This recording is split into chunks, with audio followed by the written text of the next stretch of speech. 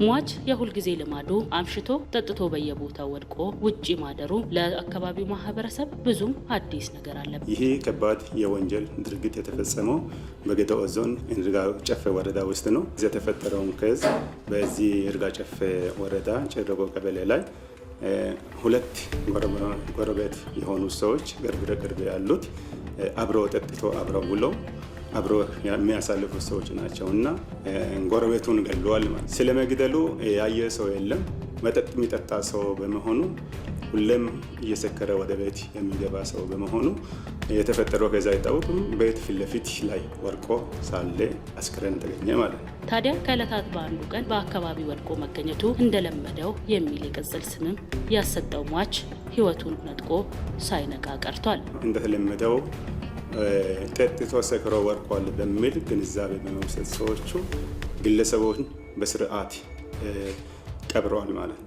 ከቀበረ በኋላ ከአንድ ወር በኋላ ከቆየ በኋላ አጋጣሚ ሰፈር ላይ ልጆች ባሉበት እንግዲህ በውሎ ማህበረሰብ ውስጥ ሰዎች ስለሚውል አንተን አባት እንደተገደለ አንተንም እንደዚህ እንገላለን ብሎ በልጁ ላይ ይስታሉ ማለት ነው። የአካባቢ ማህበረሰብ ሰክሮ ወድቆ ነው የሞተው በሚል እሳቤ አስክሬኑንም ከስፍራው በማንሳት ይቀብሩታል ያለው መርማሪ ፖሊስ እውነት ጊዜዋን ጠብቃ ስለመጋለጧም ፖሊስ ጨምሮ ገልጿል። ይህን ዛቻ ምክንያት በማድረግ ለካ የኔን አባት የገደለው ሰው ነው በሚል ያ ጥቆማ ሰምቶ ወደ ቀበሌ አካባቢ ባሉት የቀበሌ አመራሮች ላይ ጥቆማ ሲደርስ ልጁን ሲያመለክት ያን ጉዳይ ቀበሌ አመራሩ ዲፕ የሆነ ወይም ጥልቅ ያለውን ምርመራ አድርጓል ማለት ነው። ምርመራን ሲያደርግ በሰዎች ስለመሞቱ የሆነ መረጃ ሰሙና ፖሊስ ጥቆማ ይሰጣሉ። የሟች ልጅ ላይ ይደርስ የነበረው ዛቻ ወደ ጥርጣሬ በማደጉ ለፖሊስ ጥቆማ ይደርሳል። ፖሊስ የተበዳይን ቃል በመቀበል ምርመራውን ይጀምራል። ለማስረጃ ይጠቅመኛል ያለውን መዝገብ ያደራጃል። ሰውዬ የሞተው ሚያዝያ 8ኛ ወር 2017 ዓ.ም ላይ ነው ማለት ነው። ስለዚህ ከወር በኋላ ጥቆማ ለፖሊስ ከደረሰ በኋላ ቀበሌ ሲሰጥ መርማሪ እስኪወጣ ድረስ ሄዶ ደርሶ ጉዳዩን ሳጣራ እነኛ የሚጠረጠሩ ሰዎችን ወደ ሕግ ጥላ ስር አመጥቶ ካቆየ በኋላ ማስረጃዎቹ በወቅቱ ሁለት ሰዎች ነበሩ። ይህን ሰውዬ ሲመታ ሲመለከት የነበሩ ከላይና ከታች ካሉ ቤቶች ሲመለከቱ የነበሩ ሰዎች ስለነበሩ እነኛ አንደኛው ተይዞ መጣ ወደ ፖሊስ ጣቢያ ያየውንና ሰማውን እንዲያስረዳ ማለት ነው። ፖሊስ ባደረገው ጥብቅ ክትትልና የተቀናጀ የምርመራ ውጤት ተጠርጣሪዎችን በቁጥጥር ስር ያውላል። ተጠርጣሪው ምስክሮችን ከስፍራው በማሸሽ ድርጊቱን ለመሸሸግ ይሞክራል። ፖሊስ ግለሰቦቹን ከተደበቁበት በማውጣት በቁጥጥር ስር በመዋል የምርመራ መዝገቡን ያጠናክራል። በወቅቱ ካዩ ሰዎች ደግሞ አንዱን አሸሽጓል ወደ ኦሮሚያ ክልል። ያን ሂደት ግለሰቦቹ መጥቷል የተባለው ጎረቤት ነው እንግዲህ ይዞ መጣ። ያ አይቷል የሚባለውን ማስረጃውንም አመጡ። ማስረጃው በግልጽ ውጭ ሆኜ ሳለው በጥፊ ከመጣ በኋላ ዳግም ወድቆ ሳለ ወደ ቤት ሄዶ ዱላ መጥቶ ዳግም ሲቀጠቅጥ አይቻለሁ የሚል ነውና ይህን ጉዳይ ቀጥታ ምንድነው ተደረገ ግለሰቡ ላይ በስነ ስርዓት ሕግ በሚፈቅደው መሰረት ጊዜ ቀጠሮ ተጠይቆ ግለሰቡ ላይ ምርመራ የማጣራት ሂደት ተደርጓል ማለት ነው።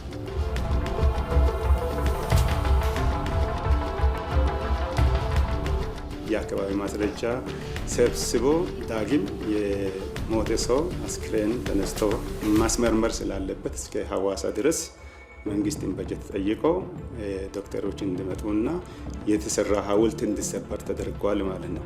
ይሄ የተደረገው መቼ ነው? ጥቅምት 4 2ኛ ወር 2018 ላይ ዶክተሮች ከሐዋሳ መጥተው ሰብሮ አስክሬኑን አስነስቶ እዛቸው መርምሮ አይቶ